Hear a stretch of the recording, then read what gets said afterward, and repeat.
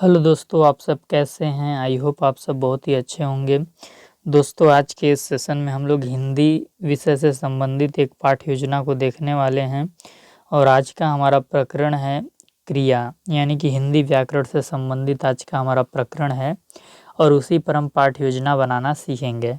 तो जैसा कि आपको पता होगा कि कोई भी पाठ योजना हम बनाते हैं तो सबसे पहले हम पाठ योजना संख्या डालते हैं और उसके बाद हम विद्यालय का नाम लिखते हैं जिस विद्यालय में हमारे पढ़ाने के लिए ड्यूटी लगी होती है। उसके बाद हम दिनांक डालते हैं, तो दिनांक में जिस दिनांक को आप इस लेसन प्लान को पढ़ाने वाले हैं वो दिनांक डालिएगा।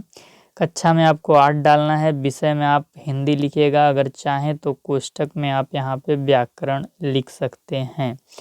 चक्र यानी पीरियड, जिस पीरियड में आप इस लेसन प्लान को पढ़ाने वाले हैं वो पीरियड लिखिएगा। अवधि यानी कि एक पीरियड आपके यहाँ कितने मिनट का होता है, तो यहाँ 30 मिनट गलती से लिखा गया है। 40 मिनट रहता है सामान्यतः हर विद्यालय में पीरियड, तो 40 मिनट लिखिएगा। प्रकरण में आपको क्रिया डालना है डबल इन्वर्टेड कामा के अंदर, तो ये चीज़ आप कर लेंगे। फिर इसके बाद यदि आपके महाविद्यालय में सामान्य उद्देश्य से लिखवाया जाता होगा तो आप यूट्यूब से हिंदी शिक्षण का सामान्य उद्देश्य देखकर लिख लीजिएगा। यहाँ पर हम विशिष्ट उद्देश्य देखेंगे। जो विशिष्ट उद्देश्य होता है दोस्तों वो प्रकरण से संबंधित होता है और इसको लिखने के 3 आयाम होते हैं। पहला ज्ञानात्मक स्तर का उद्देश्य होना चाहिए और दूसरा जो उद्देश्य है वो भावात्मक स्तर का उद्देश्य होना चाहिए और तीसरा जो है वो क्रियात्मक स्तर का उद्देश्य होना चाहिए। तो इस पे मैं जल्दी ही एक वीडियो बना दूंगा। बाकी आप लोग ब्लूम टेक्सोनॉमी की थ्योरी पढ़े होंगे। तो ज्ञानात्मक यानी कि बच्चे के मस्तिष्क से संबंधित चीज़ें हैं। भावात्मक यानी कि बच्चा आप उस चीज़ को थोड़ा अंडरस्टैंडिंग करने लगा, समझ रहा है। क्रियात्मक यानी कि उसके व्यवहार में वो चीज़ें दिखें। तो विशिष्ट उद्देश्य हमारा यहाँ पे है विद्यार्थी क्रिया को परिभाषित कर सकेंगे, ये हमारा ज्ञानात्मक स्तर का उद्देश्य है। विद्यार्थी क्रिया के भेदों में तुलना कर सकेंगे, ये हमारा भावात्मक स्तर का उद्देश्य हो गया। विद्यार्थी क्रिया का प्रयोग अपने दैनिक जीवन में कर सकेंगे, ये हमारा क्रियात्मक स्तर का उद्देश्य हो गया। इसके बाद आपको अगला हेडिंग डालना है सहायक सामग्री का। इसमें आप चौक, डस्टर, लपेट श्याम पट और यदि आप कोई चार्ट पेपर या मॉडल ले जा रहे हैं तो उसको भी इसमें ऐड कर सकते हैं। लास्ट में आपको आदि लिखना है। इसके बाद आपको हेडिंग डालना है पूर्व ज्ञान का। पूर्व ज्ञान में आप लिखेंगे विद्यार्थी क्रिया से संबंधित सामान्य जानकारी रखते हैं। फिर इसके बाद आपको अगला हेडिंग डालना है प्रस्तावना प्रश्न का। प्रस्तावना प्रश्न में आपको 3 कॉलम बनाने हैं, क्रमांक, संख्या, छात्राध्यापक क्रिया और विद्यार्थी अनुक्रिया का। इसमें सबसे पहले आपको प्रश्न पूछना है आप कहाँ रहते हैं, बच्चा बताएगा घर में। फिर आप पूछेंगे घर से विद्यालय क्यों जाते हैं, बच्चा बताएगा पढ़ने के लिए। फिर आप पूछेंगे पढ़ना क्या है, बच्चा बताएगा काम। व्याकरण की भाषा में काम को क्या कहते हैं, बच्चा बताएगा क्रिया। फिर इसके बाद आपको अगला हेडिंग डाल लेना है उद्देश्य कथन का। उद्देश्य कथन में आपको लिखना है आज हम लोग हिंदी विषय के अंतर्गत क्रिया नामक पाठ का अध्ययन अध्यापन करेंगे। यहाँ पे आप नामक पाठ को काट दीजिएगा, आप लिखिएगा आज हम लोग हिंदी विषय के अंतर्गत या हिंदी व्याकरण विषय के अंतर्गत क्रिया का अध्ययन अध्यापन करेंगे, ऐसे लिखिएगा, ठीक। फिर इसके बाद जो आपको अगला हेडिंग डालना है वो है शिक्षण अधिगम व्यवस्था का। इसमें आपको 4 कॉलम बना लेने हैं। पहला शिक्षण बिंदु का, दूसरा छात्राध्यापक क्रिया का, तीसरा विद्यार्थी अनुक्रिया का, चौथा कॉलम रहेगा विधि प्रविधि श्यामपट कार्य का। तो शिक्षण बिंदु वाले कॉलम में आपको लिखना है क्रिया से संबंधित प्रश्न। तो यहाँ पे सबसे पहले हम कुछ प्रश्न पूछेंगे और प्रश्न पूछ के यानी उदाहरण के माध्यम से हम नियम की ओर ले जाएंगे। तो विधि हमारा हो जाएगा यहाँ आगमन विधि। और छात्राध्यापक क्रिया वाले कॉलम में आपको पहला प्रश्न पूछना है मोहन पढ़ रहा है, इस वाक्य में पढ़ रहा से किसका बोध हो रहा है, तो बच्चा बताएगा काम करने का।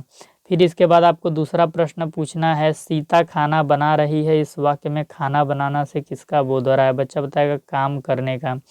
फिर इसके बाद आपको तीसरा प्रश्न पूछना है राम नहा रहा है, इस वाक्य में नहाना से किसका बोध हो रहा है, बच्चा बताएगा काम करने का। चौथा प्रश्न आपको पूछना है वह बनारस जा रहा है, इस वाक्य में जा रहा से किसका बोध हो रहा है, बच्चा बताएगा काम करने का। फिर आपको अगला प्रश्न पूछना है मोहन दौड़ रहा है, इस वाक्य में दौड़ रहा से किसका बोध हो रहा है, बच्चा बताएगा काम करने का। फिर आपको छठवां प्रश्न पूछना है, सोहन घूमने जा रहा है, इस वाक्य में जा रहा से किसका बोध हो रहा है? बच्चा बताएगा काम करने का। फिर आपको सातवां प्रश्न पूछना है, राधा खाना बना रही है, इस वाक्य में खाना से किसका बोध हो रहा है? खाना बनाने से। बच्चा बताएगा काम करने का।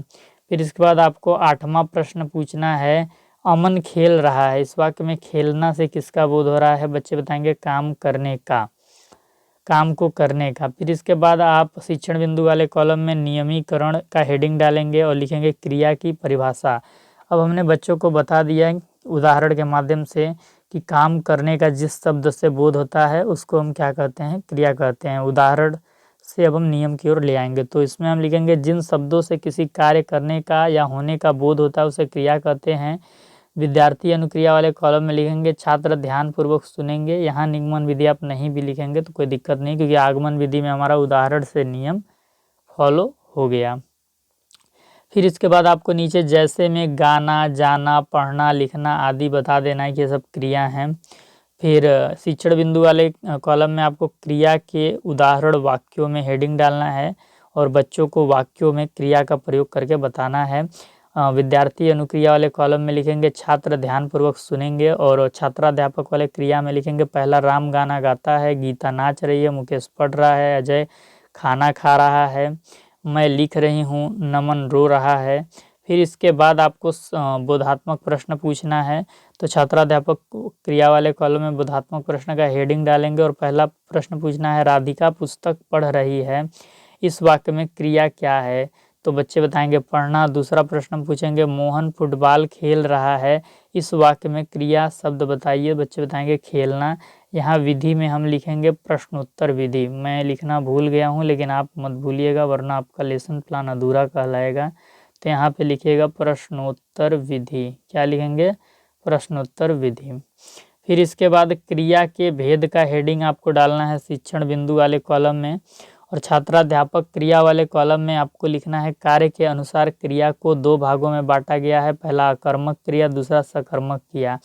विद्यार्थी अनुक्रिया वाले कॉलम में आप लिखेंगे छात्र ध्यानपूर्वक सुनेंगे और महत्वपूर्ण बिंदुओं को कॉपी में नोट करेंगे। विधि में आपका निगमन विधि हो जाएगा, क्योंकि इस बार आगे हम नियम बताएंगे और बाद में उदाहरण बताएंगे। अगर हम पहले उदाहरण बताते हैं और बाद में नियम तो आगमन हो जाएगा, लेकिन पहले नियम और बाद में उदाहरण तो निगमन विधि आपका होता है। और व्याकरण आगमन और निगमन विधि से ही पढ़ाया जाता है। तो पहला कर्मक क्रिया का हम हेडिंग डालेंगे और इसमें लिखेंगे जो क्रिया कर्म की अपेक्षा नहीं करती है अकर्मक क्रिया कहलाती है, जैसे राम चल रहा है। फिर इसके बाद है सकर्मक क्रिया, वह क्रिया जो कर्म की अपेक्षा रखती है सकर्मक क्रिया कहलाती है, जैसे राम लेख लिखता है, गीता फूल तोड़ रही है। तो इस प्रकार का है।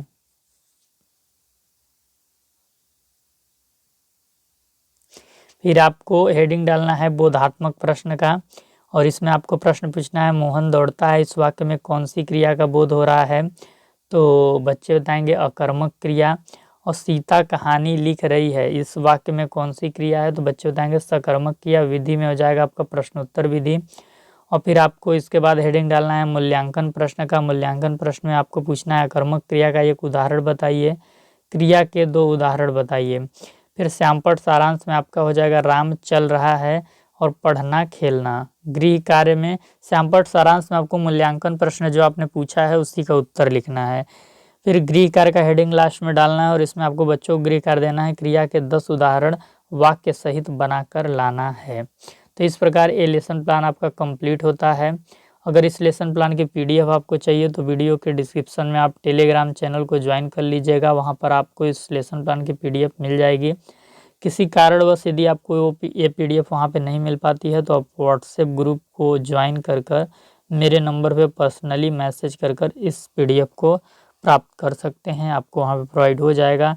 चैनल पे नए होंगे तो चैनल को सब्सक्राइब कर लीजिएगा। बीएड थर्ड सेमेस्टर से संबंधित जितनी भी प्रैक्टिकल्स की फाइल बननी है और जितने भी आपके 4 पेपर हैं, 4 पेपर की रेगुलर बेसिस पे क्लास आपको इस चैनल पर मिलती है, तो चैनल को जरूर सब्सक्राइब कीजिए और इस वीडियो का लिंक बीएड के अन्य छात्राध्यापक के पास जरूर शेयर कीजिए।